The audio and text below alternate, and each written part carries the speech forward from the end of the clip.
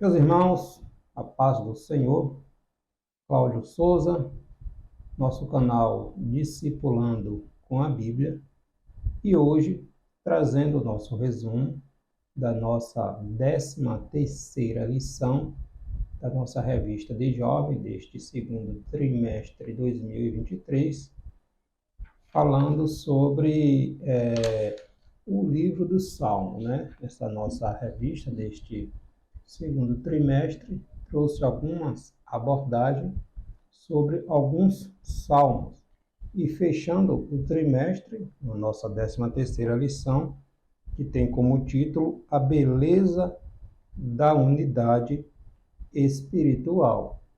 Esta nossa 13ª lição está tendo como texto bíblico base o Salmo 133, também o João, capítulo 17, versículos do 20 ao 23.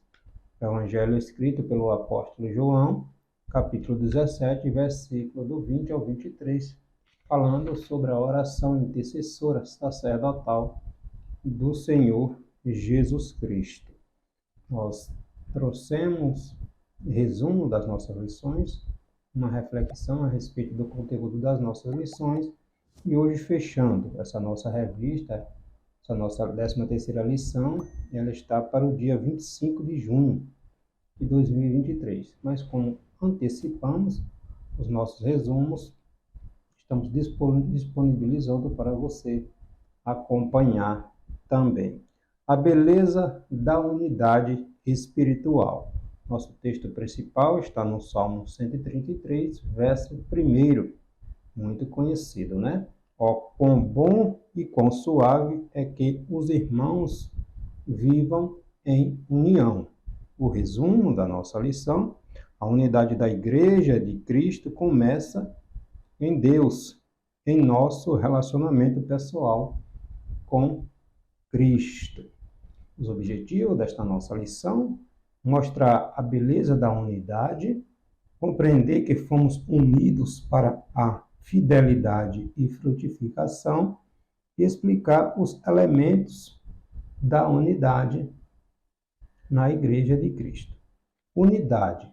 Este é o tema, a temática deste Salmo 133. A verdadeira unidade dos cristãos começa em Deus, no nosso relacionamento pessoal com Cristo. Por que a união é importante? Precisamos fazer essas perguntas, estes questionamentos. Por que a união é importante, né? A união faz da igreja um exemplo para o mundo e ajuda a aproximar as pessoas do Senhor Jesus Cristo. A união ajuda-nos a cooperar conforme a vontade de Deus, antecipando um pouco da alegria que teremos ao chegarmos no céu. A união renova e revigora o ministério, porque existe menos tensão para extrair a nossa energia, né? Viver em união não significa que concordaremos em tudo, né? Existem métodos diferentes para chegar a um determinado fim. Haverá muitas opiniões, mas da mesma maneira que existem muitas notas em um acorde musical, mas cada nota, cada acorde contribui para a harmonia, né? Então, devemos concordar em nosso propósito de vida, trabalhar juntos para honrar, para glorificar a Deus. A união reflete a nossa concordância de propósito, é glorificar a Deus, honrar o seu nome e caminharmos para o céu, a nossa morada eterna. Nosso texto bíblico, novamente, Salmo 133, com 3 versos, né? Ó, quão bom e quão suave é que os irmãos vivam em união. É como óleo precioso sobre a cabeça, que desce sobre a barba de Arão e que desce a orla das suas vestes. O óleo derramado sobre a cabeça desce sobre a barba e também sobre a orla ali do vestido, né? Como o orvalho de Hermon, do Hermon que desce sobre os montes de Sião, porque ali o Senhor ordena a bênção e a vida para sempre. Evangelho do Senhor Jesus Cristo, escrito pelo apóstolo João, capítulo 17, versículos do 20 ao 23. Eu não rogo somente por estes, mas também por aqueles que, pela tua palavra, hão de crer em mim, para que todos sejam um, como tu, ó Pai, o és em mim, e eu em ti, e também eles sejam um em nós, para que o mundo creiam que tu me enviastes. E eu dei-lhe a glória que a mim me deste, para que sejam um, como nós somos um, eu neles e tu em mim, para que eles sejam perfeitos em unidade, para que o mundo conheça que tu me enviastes a mim e que tens amado a eles como me tens amado a mim. Oração sacerdotal, intercessora do Senhor Jesus Cristo, pelos seus discípulos naquela época, por todos aqueles que viriam a testemunhar o seu evangelho, tornar seus discípulos. E Jesus ora intercedendo ao Pai para que haja harmonia, unidade nos seus discípulos. Então vamos estudar a respeito do tema unidade, encontrado no Salmo 133, e a oração sacerdotal do Senhor Jesus Cristo, registrada no Evangelho escrito pelo apóstolo João, capítulo 17, versículo do 20 ao 23. Nós vamos contextualizar aqui essa parte, mas é interessante, é muito importante você estudar, você ler o capítulo 17 inteiro do Evangelho de João. E veremos que a verdadeira unidade dos cristãos começa em Deus, no relacionamento pessoal do cristão com Cristo, para, a partir daí, nos relacionarmos com os irmãos. E esse relacionamento passa pela perseverança na doutrina, na piedade e no serviço cristão. Atos 2, 42. Vai dizer que os irmãos perseveravam na doutrina dos apóstolos, na comunhão, no partir do pão e nas orações. Nosso primeiro tópico desta nossa 13ª lição, a beleza da unidade. O Salmo 133 é um salmo, alguns atribuem a sua autoria ao rei Davi, denominado dos degraus ou das peregrinações. Dos degraus ou das peregrinações. A característica principal destes salmos, existem outros com essas características, é de serem canções de adoração enquanto o povo de Deus peregrinava em direção a Jerusalém, ali ao Monte Sião, ao templo, para a adoração, para adorar ao Senhor. Todo judeu que não vivia em Jerusalém, que vivia nas regiões, se dirigiam ao templo. O templo ficava localizado no território da Judéia, em Jerusalém, onde eram feitos ali os sacrifícios, onde o povo se reunia para adorar ao Senhor. O tema deste salmo é unidade. Unidade. Na adoração, a unidade é o elemento indispensável.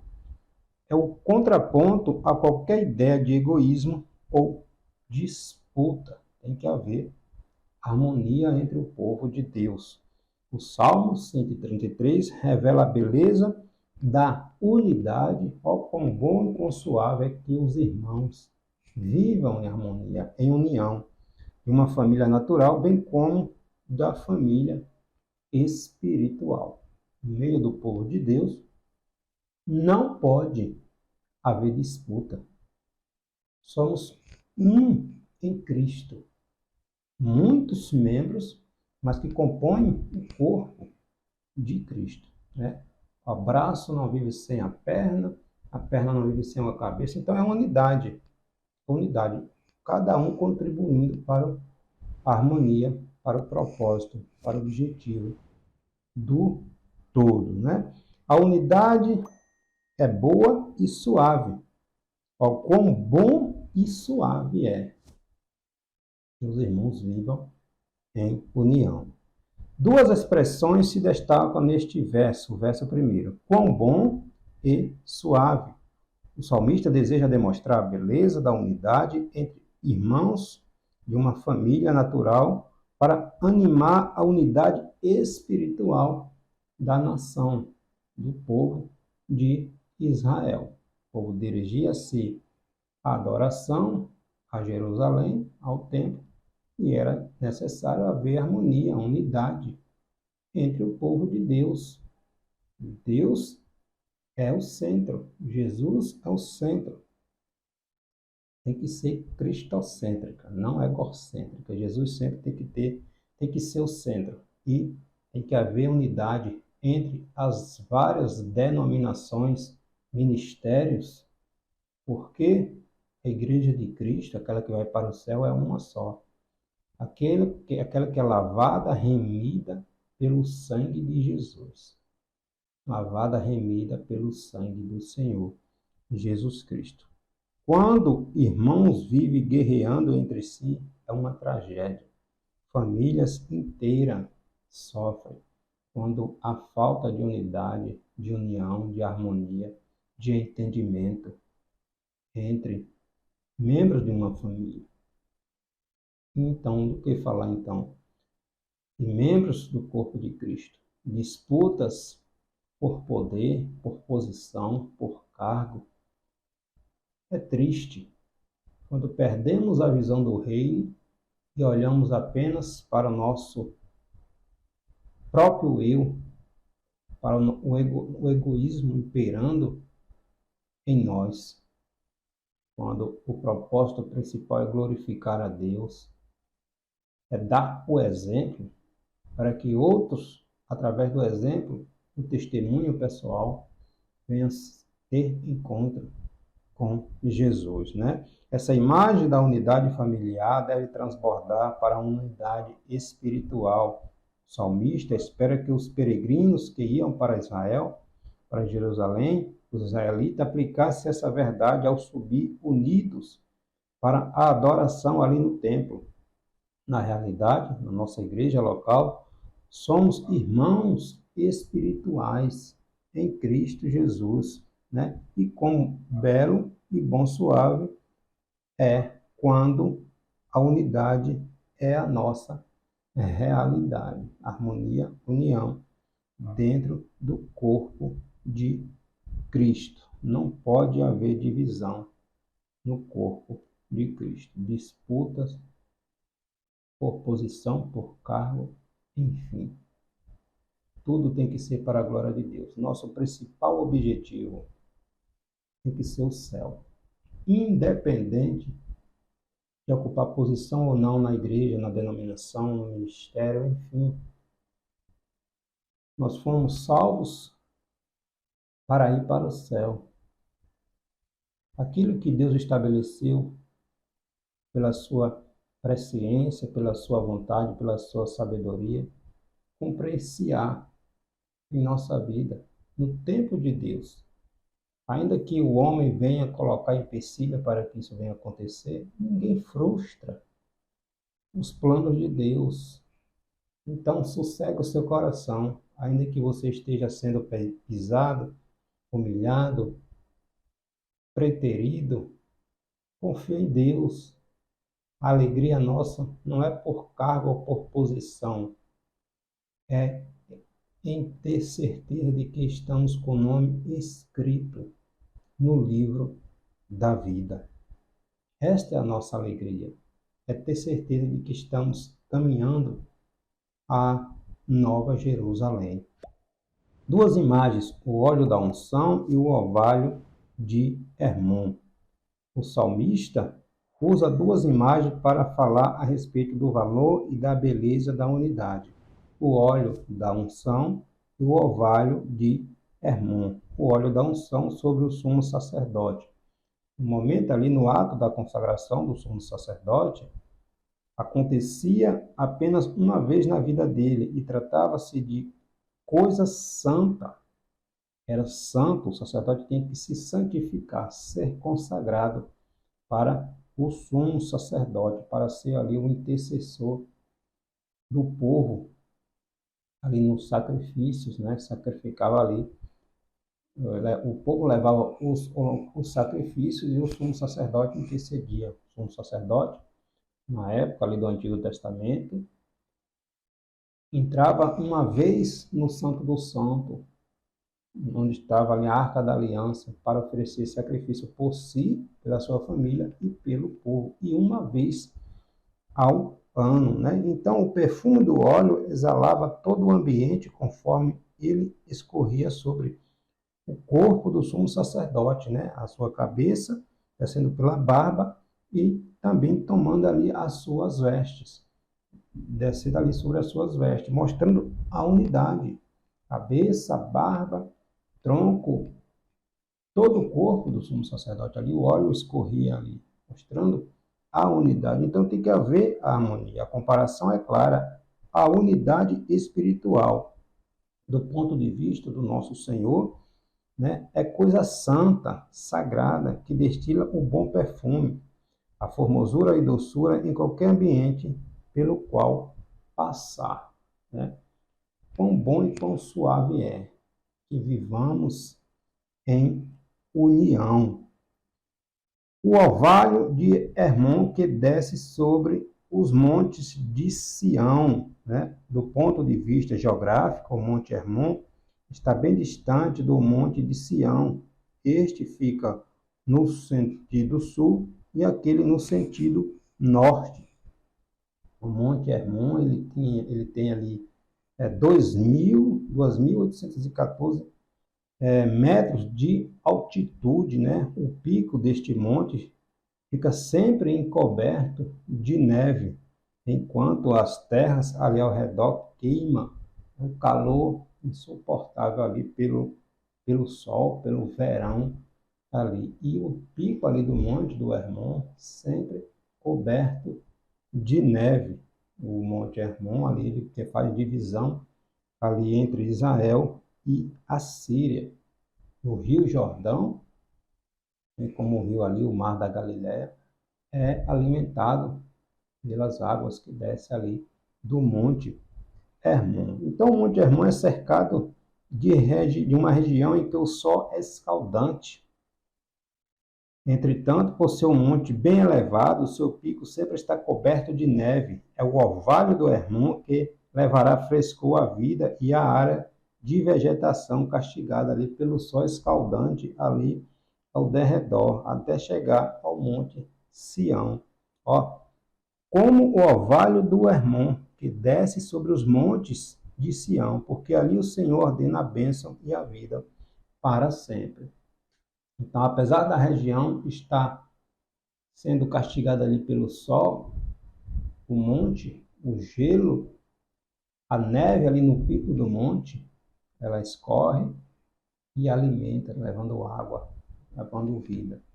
Né? Glorificado é o nome do Senhor. Então, o Salmo 133 é um breve cântico de louvor pela alegria decorrente da união entre irmãos. Existe uma unidade espiritual entre os filhos de Deus, que transcende inclusive barreiras denominacionais. Não pode haver divisão. Infelizmente existem, mas não pode haver divisão. Não é a Igreja Assembleia de Deus que vai para o céu. Não é a Igreja Batista, não é a Igreja Adventista, Presbiteriana que vai para o céu. É a Igreja de Cristo, não é nome, não é denominação. É a Igreja de Cristo. Aqueles que são lavados, remidos pelo sangue de Jesus. Então, infelizmente, existem divisões que não deveria existir. Mas quem vai para o céu são aqueles que foram comprados, que perseveram que insiste ante as batalhas, diante das dificuldades, mas que não negam o nome de Jesus, não abdicam da fé, permanece firme, perseverando, firme e forte. Estes são a igreja de Jesus. Atos 2,42. E eles perseveravam, os irmãos perseveravam na doutrina, na comunhão, nas orações e no partir do pão. Nós estamos falando de unidade, união, harmonia no corpo de Cristo. Unidos para a fidelidade e frutificação. Unidade na igreja. Da mesma forma que o salmista desejava que a nação compreendesse o valor da unidade espiritual, Jesus desejou perfeita unidade de sua igreja, como está na sua oração sacerdotal, intercessora, registrada no capítulo 17 do Evangelho escrito por João. Jesus não só desejou isso, mas também orou por isso, para que houvesse união, unidade, harmonia entre seus discípulos. Esta oração de Jesus tem uma perspectiva futura a respeito dos que hão de crer em mim. Versículo 20. João, capítulo 17, versículo 20. Olha aqui o Senhor Jesus Cristo falou ali na oração intercessora. E não rogo somente por estes, pelos discípulos que estavam ali com ele. E não rogo somente por estes, mas também por aqueles que pela tua palavra hão de crer em mim. Então Jesus orou. Jesus intercedeu por mim e por você. Aquela oração intercessora do Senhor Jesus Cristo, aqui nesse capítulo 17 de João, Jesus estava orando ao Pai por mim e por você. Louvado e exaltado é o nome do Senhor. Eu não rogo somente por estes que estão aqui, mas também por aqueles que pela tua palavra hão de crer em mim. Jesus orou assim, né? Louvado e exaltado é o nome do Senhor. Nosso Senhor sabia que a unidade é boa e suave, e sua igreja não pode renunciar a ela. Em Mateus capítulo 12, versículo 26, quando os fariseus estavam dizendo ali que Jesus expulsava demônio pelo espírito de Beelzebul, Jesus vai dizer que o reino dividido não pode subsistir. E olha que Jesus estava falando em relação ali ao reino das trevas. Imagina o reino de Deus. Imagina no reino de Deus. Então não pode haver divisão entre irmãos, intrigas, inimizades, contendas. Tem que haver harmonia, paz, unidade no corpo de Cristo. A unidade começa em Deus. O salmista tomou o exemplo da consagração do sumo sacerdote e do orvalho do Monte Hermon para representar a bondade e a suavidade e a unidade. Jesus tomou seu relacionamento com o Pai para que a igreja estivesse unida ao Pai e ao Filho. João, capítulo 17, versículo 21. Para que todos sejam um como tu, ó Pai. O és em mim e eu em ti. Que também eles sejam um em nós, para que o mundo creia que tu me enviaste. Louvado e exaltado é o nome do Senhor. Então, a unidade entre irmãos não é possível sem um verdadeiro relacionamento pessoal com Deus. Unidade entre irmãos tem que haver. Como irmãos espirituais que somos, nossa unidade deve ser à luz da unidade do Filho para com o Pai, de Jesus para com Deus. Versículo 22. E eu dei-lhe a glória que a mim me deste, para que sejam um, como nós somos um. Né? Assim seremos aperfeiçoados por Cristo nessa relação fraternal. É uma unidade que começa em nossa união espiritual com Cristo, onde a Bíblia diz que somos um corpo e Cristo é a cabeça. 1 Coríntios, capítulo 12, versículo 12, Efésios capítulo 5, versículo 23. Um edifício cujo fundamento é o próprio Cristo. 1 Coríntios capítulo 3, versículo 10 e 11. Então, com base nessa verdade, somos chamados a perseverar em unidade como a igreja registrada ali em Atos dos Apóstolos, a igreja primitiva que perseverava na doutrina, na união, no partir do pão, nas orações, né? Então, a ideia de uma igreja local dividida, isto é, família espiritual, não tem origem em Cristo, nem em sua palavra se está dividida. Jesus não está em uma igreja dividida, onde há brigas, onde há intrigas, onde há desentendimento, briga por posição. Jesus está nesse negócio? Jesus não está nesse negócio, né? Nós somos o corpo de Cristo. Então, a ideia de uma juventude divorciada, de uma profunda convivência cristã na igreja local, não tem rastro algum na palavra de Deus. Seu foco tem que ser o céu, jovem. Seu foco tem que ser o céu. Saia desse desentendimento, dessas confusões. Veja lá Gálatas capítulo 5, versículo 22, o fruto do Espírito. Você vai entender que quando temos o fruto do Espírito, nós agimos segundo os padrões do reino de Deus. O alvo é o céu. O alvo é o céu. Então temos que pedir a Deus maturidade, equilíbrio, discernimento, sabedoria, para saber lidar com essas diversas intempéries que acontecem, infelizmente, no meio do povo de Deus, onde há intrigas, divisões, disputas por posições, por cargos, por títulos, mas nada importa. No céu não vai entrar quem tem título ou não tem título, é quem é lavado e remido pelo sangue do Senhor Jesus Cristo, né? A unidade deve levar em conta o que temos em comum, ou seja, cremos na mesma fé, praticamos a mesma piedade e prestamos o mesmo serviço para a glória do nome do Senhor Jesus Cristo. Elementos da unidade na igreja. Unidade na doutrina. E eles perseveravam. Atos capítulo 2, versículo 42.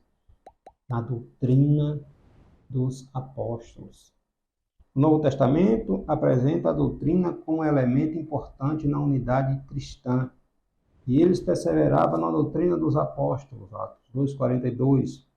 A doutrina ou ensino é o ensino de Jesus em seu ministério, na ocasião ali da sua aparição aos apóstolos, durante todo o seu ministério terreno. Jesus estava ensinando os seus discípulos, porque Jesus voltaria para o céu, mas os discípulos haveriam de dar continuidade ao ministério que iniciou ali com o Senhor Jesus Cristo, né? Então, após Jesus ter ressuscitado, Atos capítulo 1, versículo 3, todos esses ensinos foram transmitidos aos apóstolos e estes transmitiram à igreja. Efésios capítulo 2, versículo 20. Né? Esta, por sua vez, a igreja tem um compromisso de preservar essa herança apostólica recebida diretamente do Senhor Jesus Cristo, passada pelos apóstolos, repassada e assim sucessivamente. Né? A igreja tem este papel de seguir com a missão que Deus nos confiou. Né? Devemos ter uma consciência doutrinária. O apóstolo Paulo falou a respeito da perseverança na doutrina ali ao jovem Timóteo. 2 Timóteo, capítulo 3, versículo 10 ao 14. Paulo vai dizer: tu, porém, tens seguido a minha doutrina, permanece naquilo que aprendeste e de que foste inteirado, sabendo de quem o tens aprendido. Olha o que Paulo vai dizer a Timóteo, né? A doutrina fala ao nosso intelecto, à nossa razão, por intermédio do Espírito Santo. Né? Deus nos deu essa faculdade cognitiva para conhecer as suas verdades. Então, a palavra de Deus, a Bíblia Sagrada, ela não contém, a Bíblia não contém a palavra de Deus, ela é a palavra de Deus. 2 Timóteo, capítulo 3, versículo 16, o apóstolo Paulo falando ali, vai dizer que toda a Escritura, ela é divinamente inspirada e proveitosa para nos ensinar, para nos redarguir ou nos repreender, nos corrigir e nos instruir em justiça. Então, a palavra de Deus é o nosso manual. Então, unidade na doutrina, nos ensinamentos do Senhor Jesus Cristo, nos ensinamentos dos apóstolos, né? Nos ensinamentos dos apóstolos. Unidade na piedade também. Não basta apenas conhecer a doutrina correta, é preciso amar e viver a doutrina de Cristo, seu ensino e sua vida. Epístola de Tiago, capítulo 1, versículo 22. Tiago vai dizer para não sermos apenas ouvintes da palavra de Deus, mas praticantes, exercer o que a palavra de Deus nos ensina. Né? Exercer o que a palavra de Deus nos ensina. O cristianismo bíblico tem como base uma pessoa, que é Jesus. Jesus é o centro. Tem que ser cristocêntrica. Jesus tem que ser o centro e não o homem. Infelizmente, nesse relativismo que vivemos hoje, nessas ideologias contrárias às verdades da palavra de Deus, o homem é o centro. Tem tirado Jesus do centro e colocado o homem. Por isso que vemos tanta tragédia, tantos desvios moral, desvios da verdade. Quando o homem quer ser o centro, acontece isto aí. Jesus é o centro, né? É preciso relacionar-se com esta pessoa, Jesus Cristo. Isso acontece por meio da prática da vida piedosa, como contemplamos na primeira igreja primitiva. Perseverava na doutrina, na comunhão, a união, a unidade, nas orações e no partir do pão. Ninguém passava necessidade. Quando exercemos a piedade por meio das disciplinas, da oração, do jejum, da leitura devocional, da palavra de Deus, da Sagrada Escritura, das presenças regulares nos cultos e reuniões de oração em nossa congregação, estamos desenvolvendo um relacionamento pessoal com Cristo. Né? Assim experimentamos de maneira concreta que a palavra de Deus é a verdade que traz sentido para a nossa vida, para nosso viver diário em Cristo. Unidade na doutrina, unidade na piedade e unidade também no serviço. Devemos conhecer a doutrina de Cristo, amar a pessoa de Cristo e praticar o que ele ensinou, e praticar o que Jesus ensinou. Né? A prática das boas obras em favor do próximo, como acontecia na igreja primitiva apostólica, partilhar os bens para suprir as necessidades de uma pessoa como resultado da compreensão do conteúdo transmitido pelos apóstolos e o Senhor Jesus Cristo e do amor despertado pelo relacionamento com o Senhor. Isto era uma marca da igreja primitiva. Ninguém passava necessidade.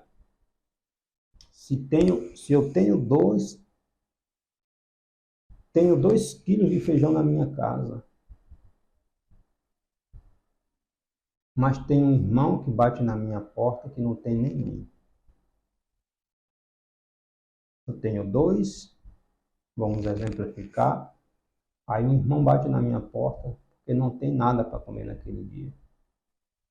Eu vou olhar para a minha despensa, eu tenho 2 quilos de feijão, vai dar para comer a semana, enfim. Mas meu irmão não tem para comer hoje. Então precisamos exercer unidade no serviço, piedade, as boas obras. Né? Não adianta dizer Jesus te abençoe e dispensar o irmão com a barriga vazia, como vai dizer a palavra de Deus.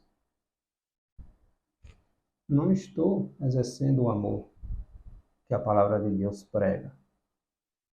Então precisamos colocar em prática. Tiago vai dizer novamente, Tiago, capítulo 1, versículo 22. Sermos praticantes, não apenas ouvintes, né? Então é uma bênção quando a unidade entre os cristãos com a finalidade de suprir as necessidades dos nossos irmãos. Podemos ajudar alguém, como vai dizer a palavra de Deus, e não ajudamos, temos condições de ajudar e não ajudamos, sabemos que o irmão está precisando, temos condição de ajudar, meios para ajudar e não ajudamos, estamos pecando. Estamos pecando, né? A juventude cristã é chamada a viver, a servir ao próximo em unidade como consequência de pensar corretamente o que Jesus ensinou, de amar a pessoa de Jesus e por isso fazer o que Jesus ensinou. Pensemos na mesma doutrina, amemos a mesma pessoa, Jesus, e pratiquemos o que ele, Jesus, nos ensinou. Quão bom, quão suave é que vivamos em união, que vivamos em união. Jesus vai dizer, eu não rogo somente por estes que estão aqui, discípulos que estavam com ele naquele momento, mas também por aqueles que pela tua palavra, a doutrina, o ensinamento que a palavra de Deus está dizendo, hão de crer em mim, para que todos sejam um, como tu, ó Pai, o és em mim e eu em ti, que também eles sejam um em nós, para que o mundo creia que tu me enviastes. João, em sua primeira epístola, vai dizer que Deus é amor. Vamos exercitar o amor, perseverando na doutrina, na comunhão, nas orações e no partir do pão. Ajudar o nosso irmão que está precisando. Que Deus te abençoe, em nome de Jesus.